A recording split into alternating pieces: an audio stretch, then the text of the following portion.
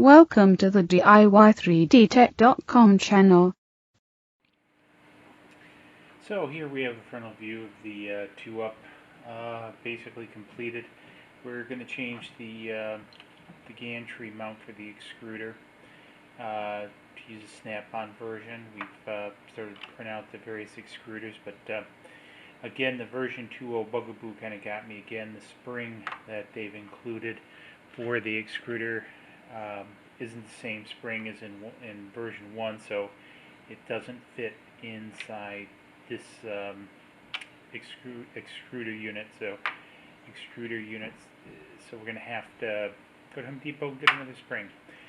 So that's going to delay that a little bit, but I'll do a little bit of a video on the assembly of this. It looks like a very nice unit. Also, it's an open unit, so you can see what's going on inside, so I've been happy with that.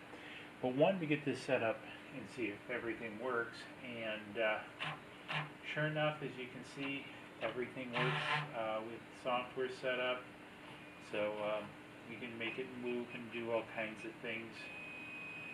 So very happy about that. It's always good when things move and work. One of the things to note, kind of like a build note, I couldn't get this to work until I hooked up the thermistor from the hot end, because the hot end's not wired in yet, so it's not heating. However, the thermistor has to be plugged in for this to work. Don't ask me why, but until that's plugged in, it would not work, but it does move now. So anyways, it's coming together good. I'm also going to go back to changing the gantry. Did a little bit of homework, and believe I can make this work with one bearing. Believe it's designed to work with one bearing, because what we can do is put these shims in there, actually go inside here along with the bearing. Hopefully you can see that. And so probably do a bit of a video on that, also putting that together. So hopefully within the next day or two we'll actually have some PLA filament coming out of this and printing some components. But again, we've printed these on the DaVinci. Really good quality. Just really pleased with the quality. We've done these in ABS 2000s layer height, 30% infill, and again, the quality that's come out of these has really just been amazing. So hopefully we'll get fairly close to the same quality out of this. And one of the big reasons for doing this is to, you know, basically mess around with PLA and have some more expendable projects, if you will, and maybe larger platen projects. In other words, bigger surface areas. PLA doesn't lift up as much as the ABS does, so like this is okay with ABS because it's got a very small surface area. But when you start getting into some of the other stuff, you get a little bit of lifting. But these handle very well, but had a large open area. So we'll see. See you in the next video. So here I'm going to start to build the other side. So now I've cleaned this up. You might have to take an X-Acto knife, clean up around the edges of this plug. So now I've got it popped in the top. I'm going to take an Allen wrench, just kind of stick it in and use this to twist it down until it's flush with the top. And then now that's basically, I'm going to go a little bit more on this one. So I got it basically flush with the top. I'm going to take the bearing off the rod. I can insert the bearing into here. This one's a little bit tight. You notice this one's cracked a little bit. I'm going to actually use some black epoxy to fill that in later, but for now it'll pretty much work. So now, what as you saw, I just should probably showed, as I showed in the first part of the video, put the spacer in and kind of push this down until it tightens up, and then now that's pressed against there, and then I'm going to take this other threaded lug and put it in here. Now I gotta admit, this takes a little bit of finessing to get in, because the threads are not perfect, and it usually takes a little bit of work.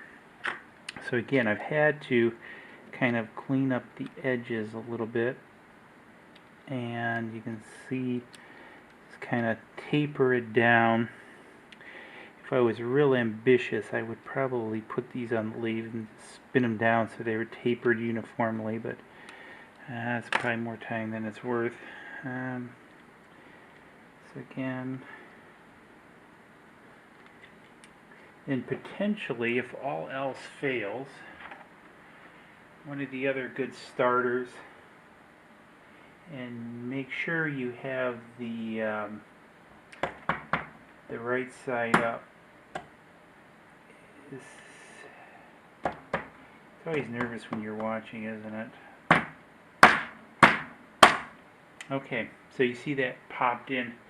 Took a little finessing with the hammer, but again, we'll take the Allen wrench and screw it in.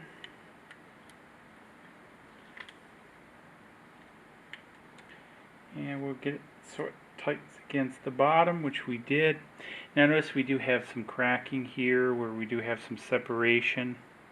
Again, what I'm going to do is I'm just going to take some black JB Weld and fill that in and not worry about reprinting it because that'll hold. Then obviously it now fits in. So part of what we'll have to do is now get assemble the. Remember I mentioned we got to make sure we get this pushed through. I think one of the things to assemble this that I'll have to do, and I'm not going to do it on camera, is probably take this rod out, assemble these rods, and then push this rod down back through here with this assembled. So let's see how all that goes. So as I mentioned, I removed this vertical rod and then I inserted the horizontal rods. Now I'm going to loop this around here and make sure I got this going the right way up. Start the insertion in here. Now you're going to have to be, this is where a couple hands probably would be handy to kind of slide all this in. This is going to take a little bit to make all this come together. And now let's see about sliding this rod back in and see how this lines up. Notice the offset, so we got to bring these in together a little bit more. This is what I was a little bit concerned about getting together.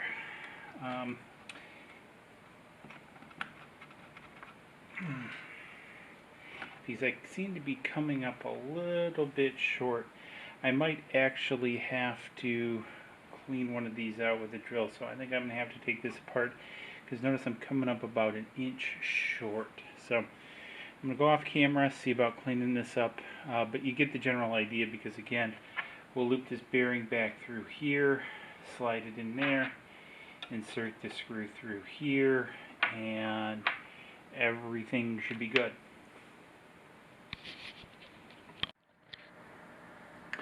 So here we go, we've got the gantry put back together, got the nut through here. This was a pretty big challenge. Basically had to kind of start it and use an Allen wrench from the back side. Whoops, I can hold on to something. And keep working it over and tightening this until it finally popped through. One of the problems though is the tension on this belt. I had a bit of a problem on the other gantry with this also. It's just simply too tight. And if I engage the motor,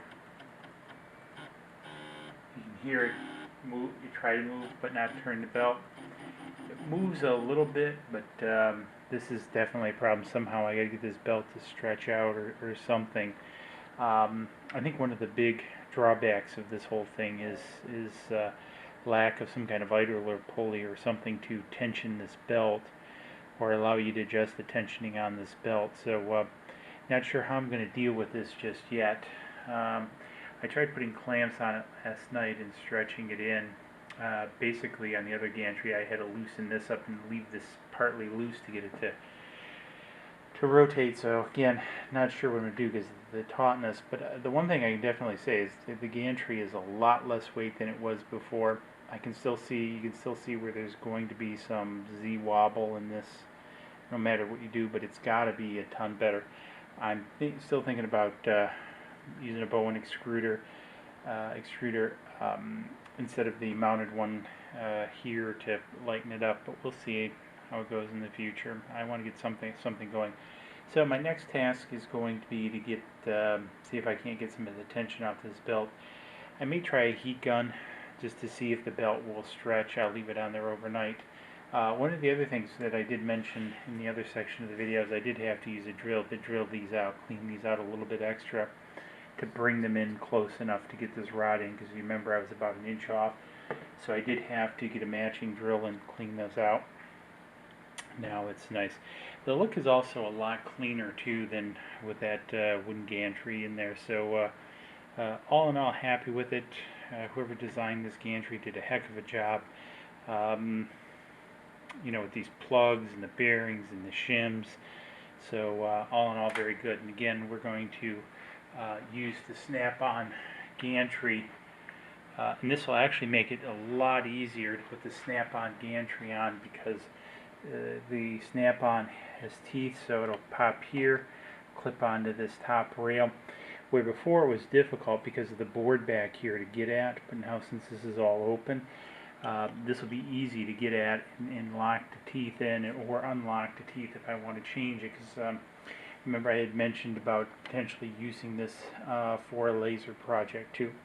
So anyways, hopefully you found this useful, assembling this gantry. I know it's rather confusing. It also comes from Thingiverse with a bunch of end stops to mount on here. I'm going to probably do that eventually too, because I think having end stops here would be advantageous. So, but that's a future project. So cheers, and we'll see you in the next video.